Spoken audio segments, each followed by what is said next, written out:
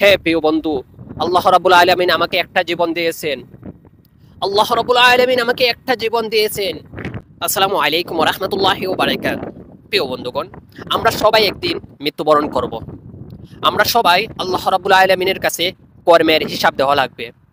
আমি তাদেরকে বলতে চাই, যারা এই পর্যন্ত প্রতিবাদ করে নাই, আমার ভাইকে বিনা কারণে হত্যা করেছে, এটার প্রতিবাদ যারা করে নাই তাদেরকে আমি দীক্ষা জানাই।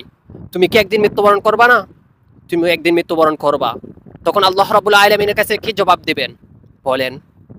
আমরা সবাই একদিন মৃত্যুবরণ করতে হবে, এটাই বাস্তব। হয়তো একদিন আগে, হয়তো একদিন পর, আমরা সবাই মৃত্যুবরণ করতে হবে। আল্লাহ রাব্বুল আলামিনের কাছে জবাব দিতে হবে। ও প্রিয় বন্ধু, আসেন সবাই আমরা প্রতিবাদ করি। আজ আমার একজন ভাইকে হত্যা করেছে বিনা কারণে, এটার প্রতিবাদ করো নাই, একদিন তোমারও আসবে ওই জিজ্ঞাসাবাদ করবেন। আল্লাহ রাব্বুল আলামিন যখন তোমাকে বলবেন প্রতিবাদ করো নাই কেন, কাকে ডরাইছো, তখন তুমি বলবা একজন নফর, তাকে ডরাই, এই জন্য প্রতিবাদ করি নাই।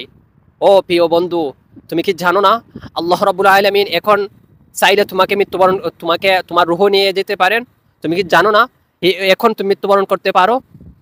হে প্রিয় বন্ধু, আল্লাহ রাব্বুল আলামিন আমাকে একটা জীবন দিয়েছেন। আল্লাহ রাব্বুল আলামিন আমাকে একটা জীবন দিয়েছেন। এই জীবন, এই জীবনকে কাজে লাগান। বারবার তোমার জীবন দিবেন না, এই একটাই জীবন, ওই জীবনকে কাজে লাগান। আল্লামা মামুনুল হক সাহেব বলেন, আমাকে যদি বারবার জীবন দিতেন এবং আমি শহীদ হয়ে যেতাম, আমি বারবার শহীদ হইতাম আল্লাহর রাস্তায়। ও প্রিয় বন্ধু, এখনো কি ঘুমিয়ে থাকবেন? আমার ভাইকে বিনা কারণে হত্যা করেছে, এটার প্রতিবাদ করবেন না?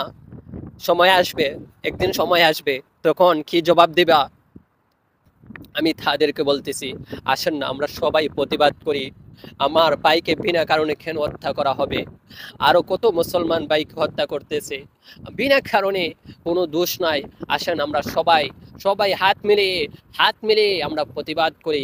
দেখবেন বাতিল একদিন ধ্বংস হয়ে যাবে, বাতিল ধ্বংস হয়ে যাবে। আমাদের বাংলাদেশ থেকে বাতিল যারা আছে তাদেরকে তাদেরকে বাংলাদেশ থেকে তাড়াইয়া দেওয়া লাগবে। ও প্রিয় বন্ধু, আসেন না, যারা যারা প্রতিবাদ করে নাই তারা প্রতিবাদ করো। আমরা তো একদিন মৃত্যুবরণ করব, তখন আল্লাহ রাব্বুল আলামিনের কাছে জবাব দেওয়া লাগবে। যদি আমরা শহীদ হই, তাহলে বিনা হিসাবে আমরা জান্নাতে যেতে পারবো। তাহলে কিসের ডর? কিসের জন্য ডরাও? আমরা তো অন্যায়ভাবে আমরা প্রতিবাদ করতে আসছি না, আমরা একজন মুসলমান ভাইয়ের পক্ষ নিয়ে আমরা প্রতিবাদ করতেছি। ডরাইবেন না ভাই, আসেন একসাথে আমরা প্রতিবাদ করি। জুলুমের জুলুমের বিরুদ্ধে আমরা একসাথে কথা বলি। দেখবেন আল্লাহ রাব্বুল আলামিন তোমাকে ভালোবাসবেন, নবীর ভালোবাসাও পাবেন। বিনা হিসাবে যদিও তুমি শহীদ হয়ে যাও, বিনা বিনা হিসাবে তুমি জান্নাতে যেতে পারবে। আল্লাহ রাব্বুল আলামিন যেন সবাইকে সবাইকে প্রতিবাদ করার তৌফিক দান করেন। আমিন।